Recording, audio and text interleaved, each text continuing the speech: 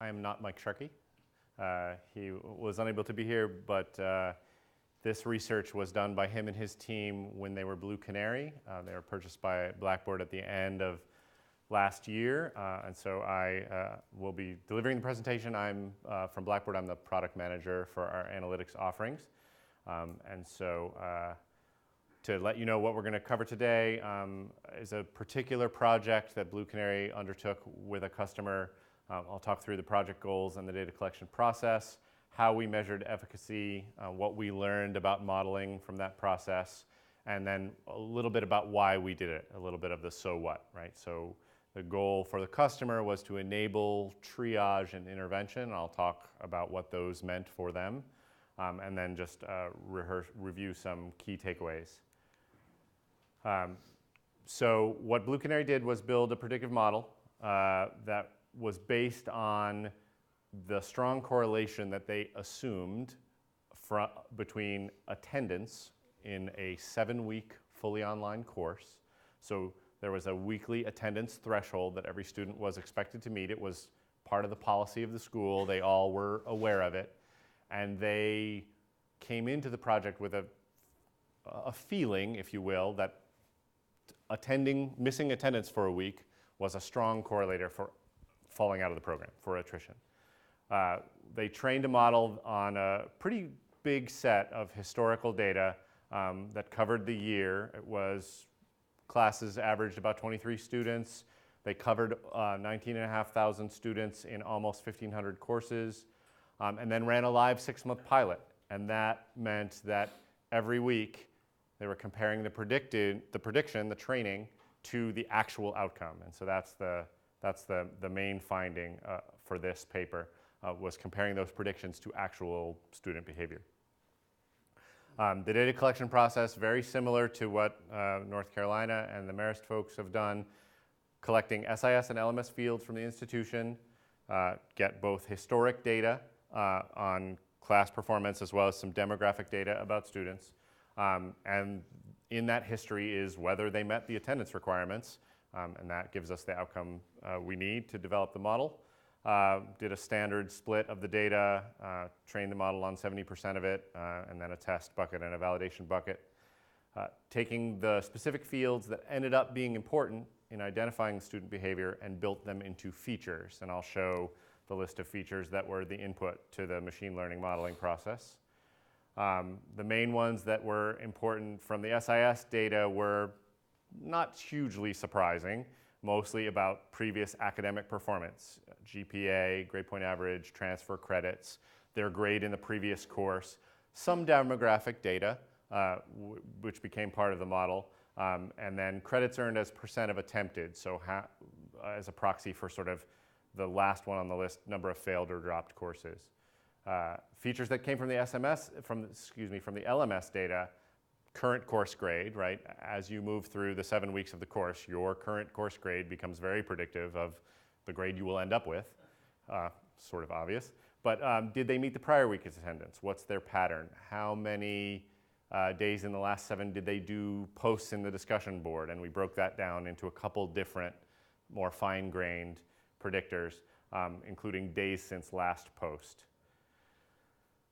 So I'll show the confusion matrix graphs in a second, but it's basically the precision on the positive side of the number of students we predicted would attend, how many attended, and the recall, what did we accurately predict of the students who did attend, and then the harmonic mean of the two. The predictions ran for, the methodology for the predictions was to feed the model with the data on a daily basis, rerun the model every week, and compare those weekly results against the accuracy of the initial training model over that 6-month span. It's a little bit of an eye chart, but that basic finding there is that the dotted line is what we predicted from the training, and the actual activity was within a percentage point or two in all cases on the weekly runs that ran from late April 2015 to late September of that same year. This was the sort of interesting learning about modeling that we ended up with. We started out with the idea that a single model would work for the whole 7 weeks, and that turned out not to be the case. We toyed with the idea of a different model for each week. That turned out to be sort of difficult to maintain in the software itself.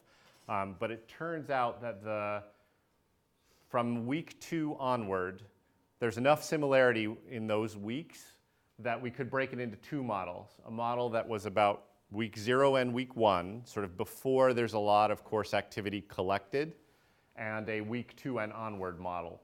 And then, so these are the importance of each of the feature drivers in the 2 models. And it's still true that some of that demographic data, some of that SIS data around cumulative GPA and transfer credit still has influence on the model, right? If you're a student in good standing, so to speak, at the institution, you have good study habits that have been proven out in other courses, you're likely to have the same, you're kind of likely to know how to do it in terms of this attendance model. But it really gets taken over by how you're doing in the current class as a predictor. And then, so what? Why did we go through this process of trying to calculate the likelihood that a student would attend each week, other than this school's hunch that it was a proxy for attrition? It was to give them, their teachers and their advisors, additional tools to the ones they already had. So they have online teachers who are engaged with that class of 23 or 25 students who are in a position to help students who might be at risk. They also have specialized folks called advisors who are in charge of ensuring student success throughout a program, so on a cross-course basis. So those people and those processes were already in place, and we were looking to give them tools to make them more efficient. In order to do that, we kind of needed to give both groups a supplemental sense of how we got that prediction. Not the whole model, not every feature, but some sense of, if you just see 86% likely to not attend, what does that actually mean? Give them that supporting confidence, if you will. And then the call to action for teachers in particular was a create alert call to action that would put a flag in an advisor's work queue to do some triage with that student, of the form of, a phone call, how's it going, or an email to say, do you need help with something? Are you having some trouble? Not a prescriptive piece of technology. So it ends up looking like this for a teacher, a little course dashboard indicating the risk score for each student, breaking out, you can see in the breakout here, their history, sort of in a very simple stoplight fashion. Did they attend? Did they post in 4 of those 7 days? And did they hand their assignments in on time? So broken out week by week. You can see in the case of this student, some reds in week 1 and week 3, but sort of a good upward trend in week 4 and week 5, still predicting some risk of non-attendance in week 6. And then an individual student, the sort of confidence supporting visualizations, if you will. Not all of them are shown here, but the top one is the history of the prediction itself for that student in this class. And then the ability to create an early alert for that student based on the things the system knows about that student's data, sort of pre-populated, but the ability for the teacher to also add some comments to say some qualitative things to supplement that, and like I said, add it to the work stream or the work queue of the advisor. And so that is essentially where we ended up with this customer. After running the model for 6 months, the actual model's efficacy tracked pretty closely with what we predicted. And that's pretty positive finding just by itself. And the fact that the model was accurate in the 75 to 80% range gave us the confidence to augment the tools that those folks already had in a way that made them a little more efficient. If I'm an advisor with a 200 student caseload or a 300 student caseload, how do I focus my attention correctly on the right set of students? Maybe it is Monday, Wednesday, Friday, I pay attention to the students in red, and Tuesday, Thursday, I pay attention to the students in yellow, or I look at the delta that the signal prediction of that student changed from a green to a yellow or from a green to a red, and those are the ones I focus on. I don't have a screenshot of the advisor dashboard, but it's a little more interactive in terms of being able to filter the students because that caseload gets sort of large. The teachers is limited to the students I'm teaching in this introductory to biology course. And that is essentially our findings from this. Thank you very much for putting up with the fact that I'm not Mike Sharkey, but I'm happy to try to answer questions if there are any.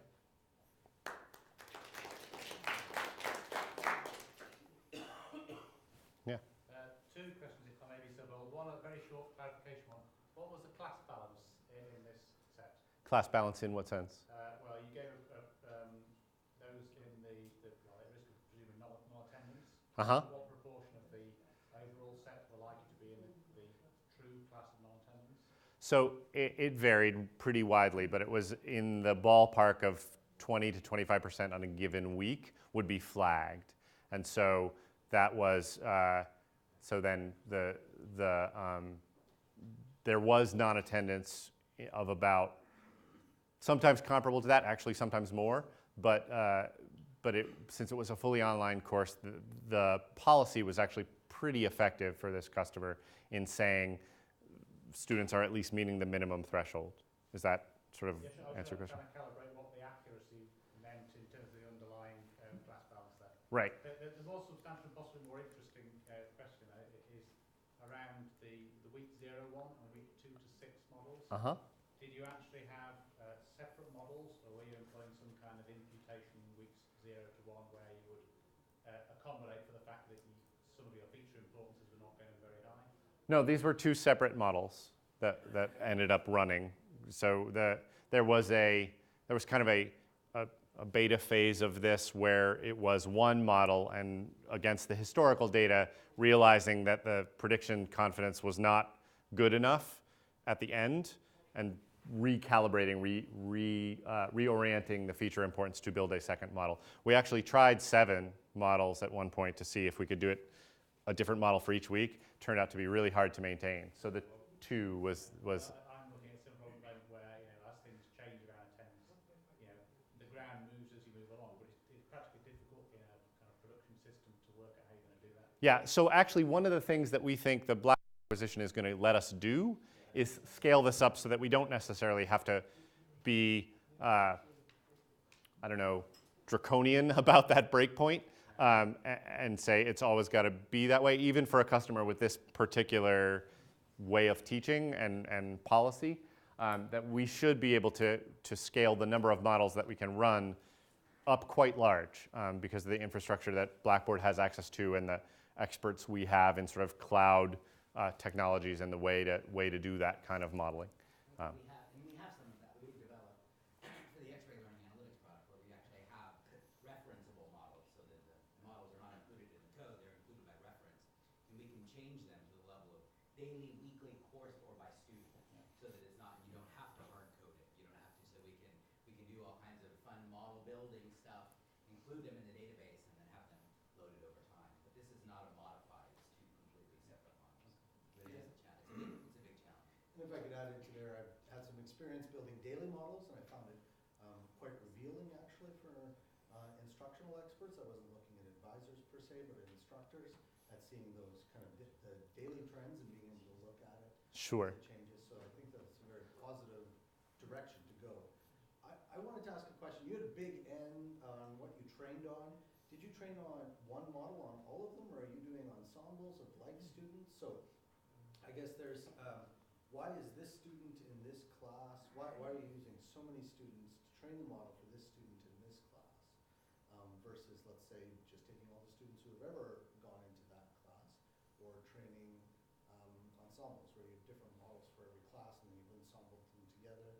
Just maybe you could, I would be guessing, to be honest, but I will say that from what I know, from what I have learned from Mike since he came on board, is my guess is it was the data set that was available. It was very much that's where the street light is, so that's where we're going to look. So I'm sure that was a piece of sort of what was available from the customer's data set.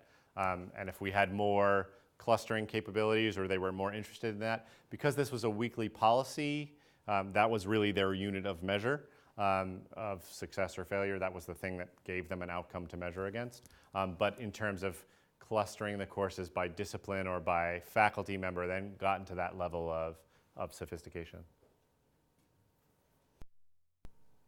The main goal was to find the students at risk.